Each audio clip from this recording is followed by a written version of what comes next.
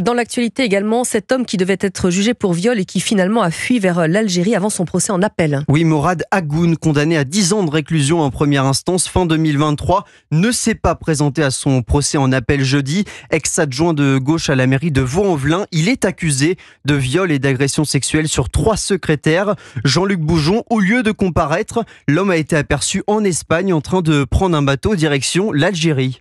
Il n'aurait clairement pas dû pouvoir s'enfuir car il faisait l'objet, dans l'attente de son procès, d'une interdiction de quitter le territoire français, en plus d'un contrôle judiciaire.